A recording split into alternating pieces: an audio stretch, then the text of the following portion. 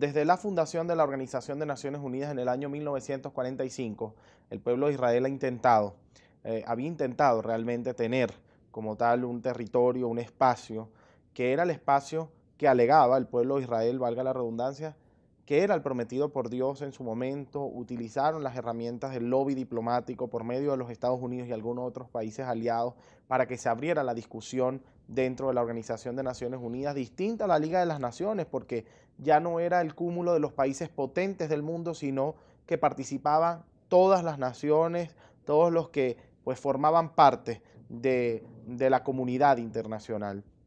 El año 1947 nos comentaba que fue quizás ese primer paso.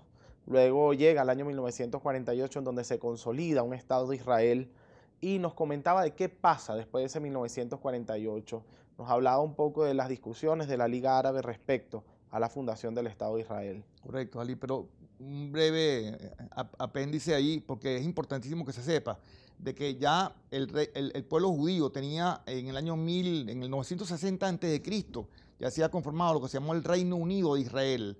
El Reino Unido de Israel, o sea, el Reino Unido de Israel estaba conformado por una dinastía que empezó el rey Saúl en lo que fue hoy en día, lo que es hoy en día Israel, Gaza, Cisjordania y Transjordania, hoy en día Jordania. Todo ese territorio era el Reino Unido de Israel. Empezó con Saúl y después se consolidó con el rey David. El rey David fue el que de alguna forma conquistó Jerusalén y la nombró como la capital del pueblo judío, la capital del Reino Unido de Israel, y su hijo, el rey Salomón, fue el que construyó el primer templo. Así que, digamos, ese territorio donde Israel permaneció por más de 1000 años, se consolidó en esa época, de la época del rey Saúl, del rey David, del rey Salomón. Y volviendo a los tiempos nuestros, es importante saber también que en el 47 Venezuela jugó un papel fundamental en esa votación a través del representante Andrés Eloy Blanco, el poeta Andrés Eloy Blanco. 33 países votaron a favor de la partición de Palestina en 2 estados, para que se quedaran 2 estados, y Venezuela, como te digo, de verdad que jugó un papel importante y se lo agradecemos eternamente a Venezuela por esa jugada política tan interesante para la creación de un Estado del hogar nacional del pueblo judío. Y posteriormente la Liga Árabe fue muy enfática. La Liga Árabe fue clara cuando dijo que si se creara y se independizara el Estado de Israel, ellos iban a hacer una guerra de exterminio e iban a acabar con lo que fue la creación del Estado de Israel y la resolución 181. Y eso lo vimos justamente el 14 de mayo del 48, cuando Ben Gurión declara independencia y al día siguiente 5 países árabes, 5 ejércitos árabes atacan a Israel, lo que se llamó la guerra de independencia. Fue la primera guerra frontal de los árabes contra Israel. Después de ahí, por supuesto, tenemos la guerra de los 6 días en el 67, la guerra de Yom Kippur en el 73, la guerra del Líbano en el 82 y después las intifadas y guerras posteriores, ¿no? Entonces ha habido conflictos constantes por ese elemento de la resolución de 181 en la ONU, que si la Liga Árabe hubiera aceptado esa propuesta inicial de crear 2 estados, hoy en día no hubiera ningún problema. Hoy en día el pueblo palestino tuviera su estado consolidado con fronteras seguras con Israel. Lamentablemente eso no pudo pasar y hoy tenemos esta confrontación que de verdad que creo que por las últimas noticias que tenemos, Arabia Saudita está jugando un rol protagónico para de alguna forma conminar al mundo palestino en llegar a un acuerdo, una solución pacífica con Israel y llegar que rezamos para que eso se pueda dar el próximo año.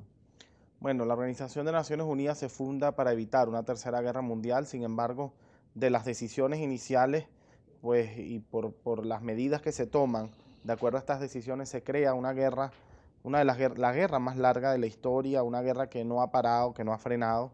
Y yo sé que si tuviésemos a un palestino sentado acá, tuviese el mismo deseo que usted, ¿no? Acabar con esa guerra de tantos años, lograr terminar y consolidar la paz.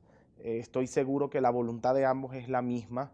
Esperemos que se tomen las decisiones correctas, que de una vez por todas se consolide lo que tanto han buscado. Pero es importante también saber que si fuese un palestino el que estuviese al frente, me hablaría de ansias de expansionismo por parte de Israel. Eso no es un secreto para nadie. Correcto. Ellos mismos lo han dicho.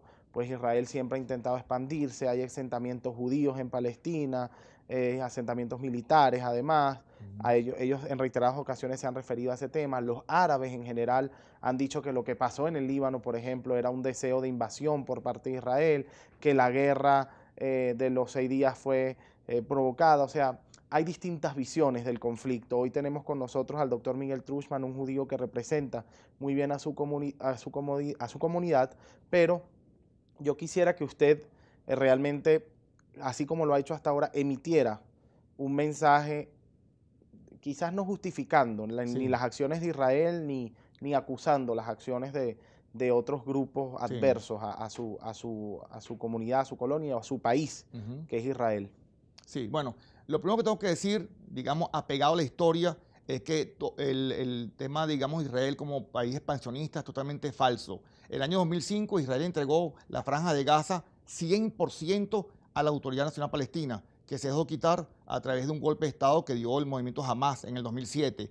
Israel no tiene, digamos, colonias o asentamientos en Palestina, porque en los convenios de Oslo del año 94 se establecieron tres franjas en lo que es Cisjordania, porque recordemos que Palestina está dividida entre Gaza y Cisjordania, ¿ok? Gaza está, digamos, el movimiento Hamas está dominando Gaza y Cisjordania en la Autoridad Nacional Palestina.